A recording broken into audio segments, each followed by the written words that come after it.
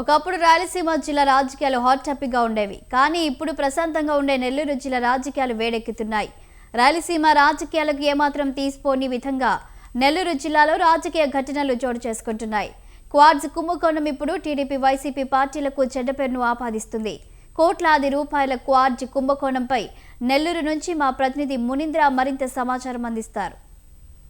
రాజకీయాల్లో ఇప్పుడు నెల్లూరు జిల్లా రాజకీయాలు చర్చనీయాంశంగా మారాయి.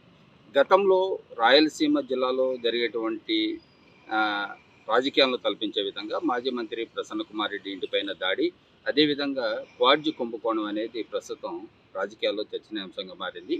గత వైసీపీ ప్రభుత్వ హయాంలో క్వాడ్జ్కి సంబంధించి దాదాపుగా 500 కోట్ల రూపాయల మేర అవినీతి జరిగిందని చెప్పి కూటమి ప్రభుత్వం అధికారంలోకి వచ్చిన తర్వాత అధికారులు చేసినటువంటి విచారణలో కానీ, అదేవిధంగా నెల్లూరు జిల్లాలో నమోదైనటువంటి కేసులను బట్టి దాదాపుగా క్వాడ్జ్లో భారీగా కోట్ల రూపాయల కుంభకోణం జరిగిందని ప్రస్తుతం జరుగుతున్నటువంటి చర్చ. అయితే ఈ కుంభకోణం అనేది ఇటు వైసీపీ, అదేవిధంగా తెలుగుదేశం ప్రభుత్వంలో ఉన్నటువంటి నాయకులకు అందరికీ కూడా ఇబ్బందికరంగా మారాయి.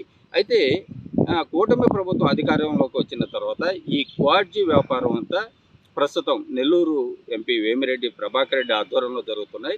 అదేవిధంగా వేమిరెడ్డి చెప్పిన వారికి అక్కడ మైన్స్ సంబంధించినటువంటి అనుమతులు ఇస్తున్నారని చెప్పి గతంలో కూడా ఆరోపణలు జరిగాయి.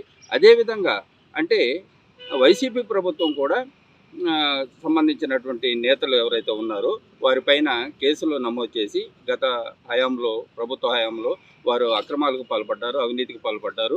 వాళ్ళు కోట్ల రూపాయలు ఈ క్వాడ్జ్కి సంబంధించినటువంటి క్వాడ్జ్లో అవినీతికి పాల్పడ్డారని చెప్పి మాజీ మంత్రి కాకాని గోవర్ధన్ రెడ్డి, అదేవిధంగా మరికొంతమంది వైసీపీ నేతలపైన కూడా కేసులు నమోదు చేశారు. ఈ కేసుకు సంబంధించి కొంతమంది రిమాండ్కి వెళ్ళి బెయిల్ పొందారు, అదేవిధంగా కొంతమంది ముందస్తు బెయిల్ పొందారు, మరికొంతమంది జైల్లో కూడా ఉన్నారు.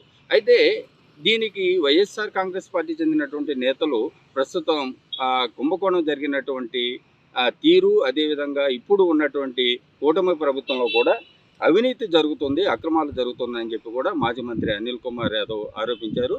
అయితే ఉమ్మడి నెల్లూరు జిల్లాలోని సైదాపురం ప్రాంతంలో ఉన్నటువంటి ఫినీ, లక్ష్మీ క్వాడ్జ్తో పాటు శ్రీనివాస, సిద్ధి వినాయక, శోభారాణి క్వాడ్జ్లో అక్రమాలు జరుగుతున్నాయి.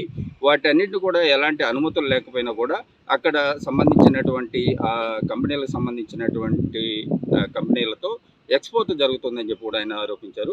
అదేవిధంగా లక్ష్మీ నరసింహ మినరల్స్ అనే కంపెనీకి వేమిరెడ్డి ప్రభాకర్ రెడ్డి ఇటీవల అంటే కొత్తగా ఏర్పాటు చేసినటువంటి ఒక కంపెనీ నుంచి 10 కోట్ల రూపాయలు లావాదేవీలు జరిగాయి.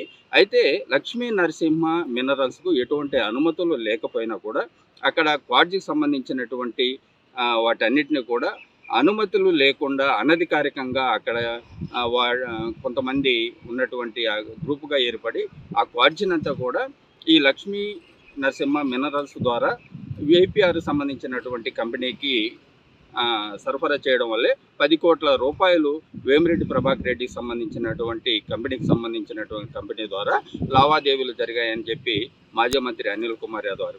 అంటే ఈ అనిల్ కుమార్ యాదవ్ ఈ అక్కడ ఉన్నటువంటి కొన్ని మినరల్స్ అంటే మనం ఏదైతే చెప్పామో ఈ శ్రీనివాస, సిద్ధి Vinayaka, Shobharani, Lakshmi Narasimha minerals, Finney, Lakshmi quartz ఇవన్నిటి కూడా అనుమతులు లేవు, వాటిలో అక్రమాలు జరుగుతున్నాయని చెప్పి ఆరోపించారు. మొత్తం మీద క్వాడ్జ్ కుంభకోణం అనేది నెల్లూరు జిల్లాలో ఇప్పుడు చర్చనీయాంశంగా మారింది.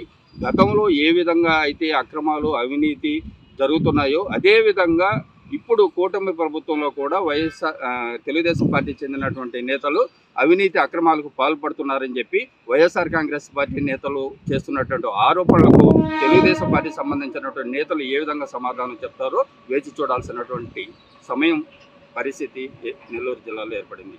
కెమెరామెన్ పరమేశ్తో మునీంద్ర.